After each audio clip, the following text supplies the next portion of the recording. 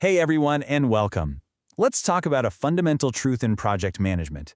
Even the most perfect, well-crafted plan can totally fail. So why does this happen? Well, it turns out success isn't just about the plan, it's about how well that plan can adapt. Today, we're diving into the art of tailoring your project strategies so they fit any environment, setting you up for success every single time. So, has this ever happened to you? You come up with this brilliant, rock-solid plan. You execute it, it works like a charm, and you feel like a genius. So you take that same winning formula to your next project, and it just completely falls apart. It is so frustrating, right?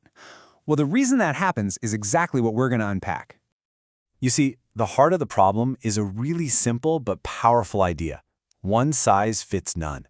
When we try to force a single, rigid method across totally different projects with different teams and different companies, we're basically setting ourselves up for some major communication breakdowns. And yeah, probably failing. So, if making a more detailed, more rigid plan isn't the solution, then what is? The key isn't to go searching for some magic formula that's going to rule them all. Nope.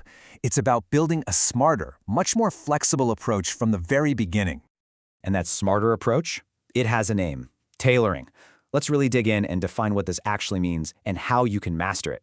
Because honestly, this is the skill that's going to make every single one of your projects that much more successful. All right, so here it is in a nutshell. Tailoring is the idea that you have to deliberately adapt what you're doing to fit the specific world your project lives in. This isn't just winging it or guessing. It's about making conscious, smart choices to make sure your methods line up with the project's unique rules, goals, and its whole environment. And I really want you to focus on those two words, deliberately adapted. This isn't something that just happens by accident. It's not about reacting to problems. It's a proactive strategy. You are intentionally shaping your process because you get it. No two projects are ever really the same. Okay, so how do you actually do this stuff? Well, it really comes down to looking closely at a few key areas. Let's walk through 3 essential things you've got to consider when you're tailoring your project strategy, especially when it comes to engaging your stakeholders. First up, organizational culture. And this one is a biggie. A company's structure completely changes how people communicate. In a flat organization, it's all about open, informal channels, quick chats, open forums. But you drop that same style into a very hierarchical company, and it's not going to fly. There, you need the more formal, structured communication for your message to land. So the whole key here is alignment. You just can't fight the current. If you try to run an informal, super agile communication plan in a rigid, top-down culture, it's probably going to crash and burn. And the reverse is true too. Your engagement strategy has to feel like a natural fit for the culture that's already there. Second, you've got to look at the nature of your product. Think about something like software that's built piece by piece.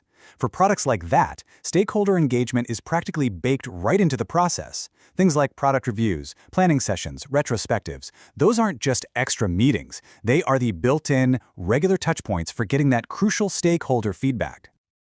And our third key consideration is all about the tech and tools you have. This brings us right to the cutting edge, with a question that more and more project managers are asking themselves. Is it time for AI to join the project team? Now, deciding to use something like a large language model can't be an afterthought.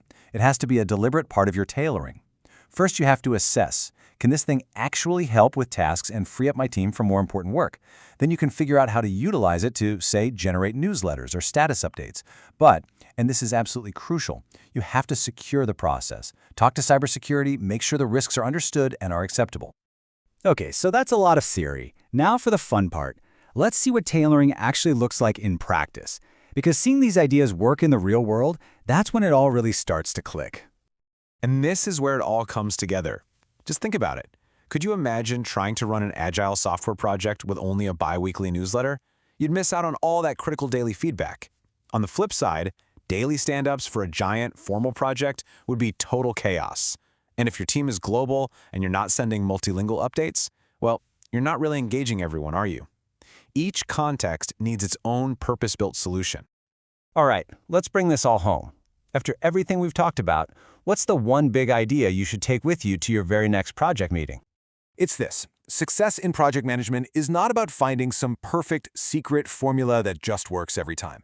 It's about you stepping into the role of a thoughtful architect. It's about consciously designing an engagement strategy that is custom-built for the very specific, unique world of the project that's right in front of you. So I'm going to leave you with a challenge. Think about the project you're on right now. What's just one thing, one meeting, one report, one way you communicate that you could tweak, that you could tailor tomorrow to make it a better fit and drive that project just a little bit closer to success?